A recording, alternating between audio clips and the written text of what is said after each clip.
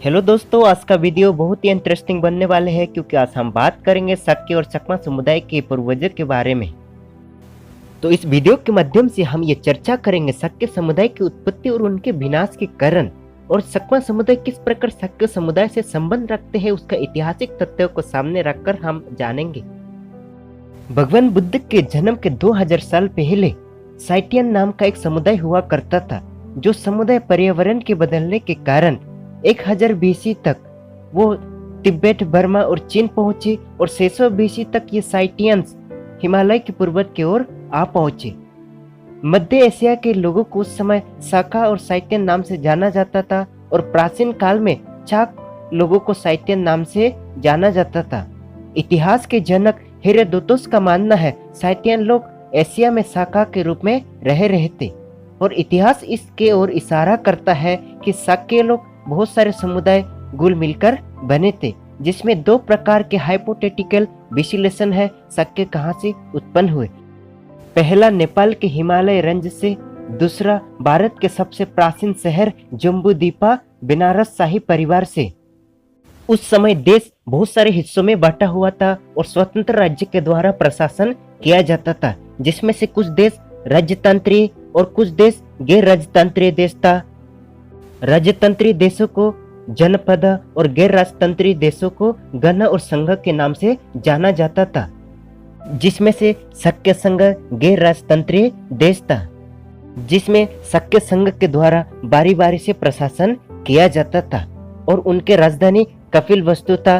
और उस समय कपिलवस्तु में जयासेन नाम का एक व्यक्ति था, जिनके बेटा सिंहनु का शादी कंचना से हुआ, और उनके शादी होने के बाद उनके 5 पुत्र और 2 बेटियां हुए, जैसे शुद्धोदना, दुत्तोदना, शुक्लोदना, शक्कोदना, अमितोदना एवं अमिता एंड प्रमिता। शुद्धोदन सबसे बड़ा पुत्र था, जिनका शादी महामाया से हुआ, और उसके बाद सिद्धार्थ गौतम का जन्म 563 ईस्वी सन में हुआ, और जो आगे जाकर बुद्ध बने। आचार्य बुद्ध धर्मसूत्र एवं महापादना सूत्र के अनुसार जिन लोगों ने भगवान बुद्ध के जीवन शैली को अपनाया एवं भगवान बुद्ध के अनुयायी बने, उन सभी लोगों को शक्य कहा गया। इतिहास गवाह है कि भगवान बुद्ध के जीवन काल में शक्यों का नरसंहार हुआ था, जो इस प्रकार है। शक्य एक प्रतिष्ठित और चालाक व्यक्ति थे। उस समय शक्य संघों के पड़ोसी देश कौशला नरेश राजा प्रसन्नजीत ने शक्य संघ से एक बेटी अपनी पत्नी के रूप में मांगे। शक्य संघ उसे मना नहीं कर सकते थे और अपना बेटी नहीं देना चाहते थे, इसलिए शक्य संघ ने अपनी नौकरानी के बेटी को शक्य संघ के बेटी के रूप में राजा प्रसन्नजीत को दे दिए, जिसके चलते राजा प्रसन्नजीत और उस लड़के से एक बेटा का जन्म हुआ, जिसके नाम विडोबा रखा गया। जब विडोबा अपने नानी के घर घूमने गया तो सच्चाई बाहर आ गया, जिसके चलते राजा प्रसन्नजीत ने विडोबा और उनके रानी को त्याग दिया। लेकिन भगवान बुद्ध के समझाने के बाद राजा प्रसन्नजीत ने अपने बेटा और रानी को पुनः स्वीकार कर लिया। जब आगे जाकर विडोबा राजा बने तो अपने अपमान का बदला लेने के लिए शक्य संघ के ऊपर हमला किए, जिसके चलते 50,000 से अधिक शक्य लोगों का नरसंहार हुआ। इस प्रकार भगवान बुद्ध के महापरिनिर्वाण के 1000 सालों के बाद भी अनेक बार शक्य के ऊपर हमला और उनके कत्लेआम हुआ। बहुत सारे शक्य अपने अनुयायियों के साथ भाग गए और कहीं जाकर अपने स्वतंत्र राज्य का स्थापना किए, जिनके धर्म, संस्कृति और तत्वज्ञान बुद्धिज्म था। आज भी शक्य के लोग नेपाल और भारत के लद्दाख के कुछ हिस्से में पाया जाता है और वर्तमान में बांग्लादेश में बहुत बड़ी संख्या में पाया जाता है। इतिहास में कुछ शक्य राजा का नाम दर्ज है, जैसे अभिराजा, दजराजा और बिंदके राजा। अभिराजा को चकमा समुदाय के लोग अपने पूर्वज मानते हैं, जो दजराजा जो भगवान बुद्ध के समकालीन थे। म्यांमार के इतिहासकारों का मानना है कि शक्य राजा अभिराजा और बिंदके राजा के पुत्र म्यांमार के कुबू बेली कर्णपुली नदी के पास अपने स्वतंत्र राज्य का स्थापना किए, और म्यांमार में उपनिवेशिक लोगों को चाक और टैग के रूप में जाना जाता था। शायद वो लोग शक्य के मूल वंशज थे। आज भी बर्मिश लोगों के द्वारा चकमा लोगों को चाक और तैक के रूप में संबोधित किया जाता है और ये शब्द चकमा लोगों के जीवन का एक अभिन्न अंग है, जिसे चाकमा और टेटमा के रूप में भी वर्णित किया जा सकता है। और ये तीचाक का शब्द गवाही है चाक लोगों के होने का। इसलिए बांग्लादेश के चिटिगंग हिल ट्रैक के चकमा समुदाय और छक्के लोगों के साथ बहुत सारे समानताएं हैं। दलल चौधरी एवं जर्मन के मानव वैज्ञानिक डॉक्टर एस बासठ के अनुसार चकमा समुदाय के लोग साउथ ईस्ट एशिया के मूल निवासी थे और वे बुद्ध धर्म को सदियों से पालन करते हुए आ रहे हैं। चकमा इतिहासकारों का मानना है कि वो भी हिमालयन समुदाय से शक्य का एक अभिन्न अंग है और खुद को शक्य संघ का एक वंशज मानते हैं, जो समय के चलते आगे जाकर शक्य का अर्थ चकमा में परिवर्तन हो गया, जैसे कि शक्य चाक और चाक के आगे माँ का मतलब आदमी होता है तिब्बतियन और बर्मिश भाषा में, जिसे चक्य आदमी कहा जाता है। बर्मिश वर्णन के अनुसार काइशियो क्यांगता चोएंग का मतलब चकमा होता है।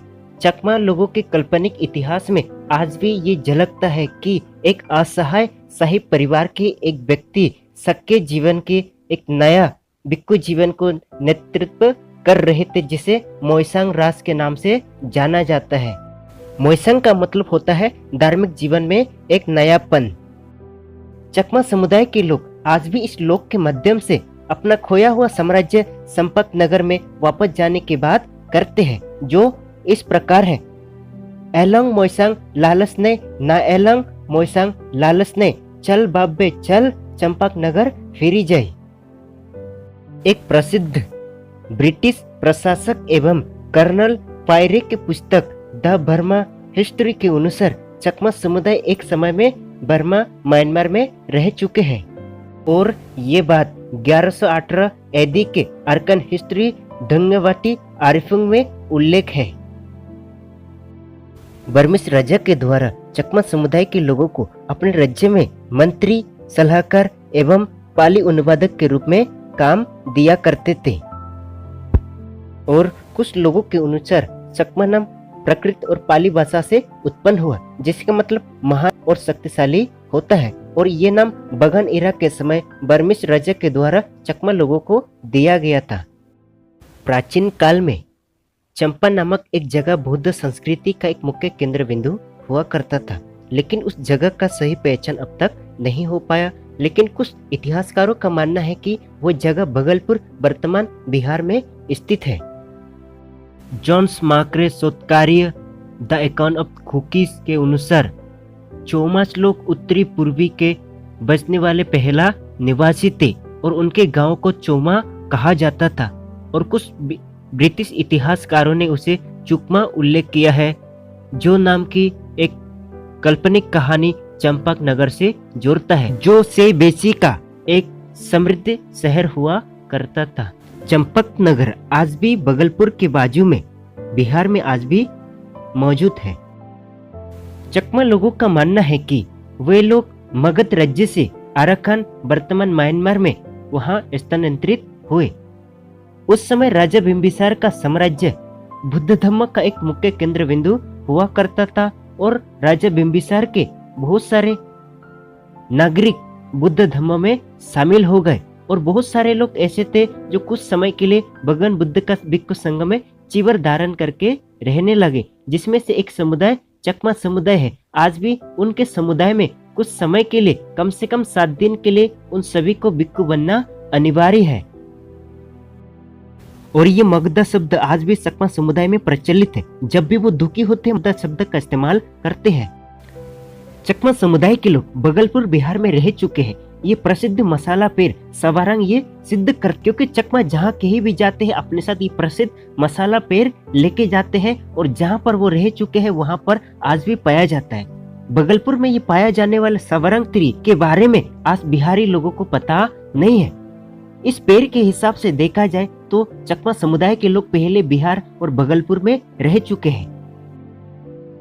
चकमा इतिहास अगरतला के अनुसार सदियों पहले चंपकनगर बिहार में एक सूर्यवंशी राजा के पास 2 पुत्र थे जिनके नाम विजयगिरी और समरगिरी थे। विजयगिरी सेनापति था। जब वो मेघा नदी पार करके अरकान में हमला किया तो उनका विजय हुआ। युद्ध जीतने के बाद जब वो चंपकनगर वापस आने वाले थे तभी उनके पास एक समाचार पहुंचा कि उनके पिताजी का मृत्यु हो चुका है और उनका छोटा भाई समरगिरी राजगद्दी ले चुका है। तो इसलिए विजयगिरी अरकान राजा के साथ एक संधि करके वहां पर बच गए, नाप नदी सिटीगांव हिल डिस्ट्रिक्ट के पास।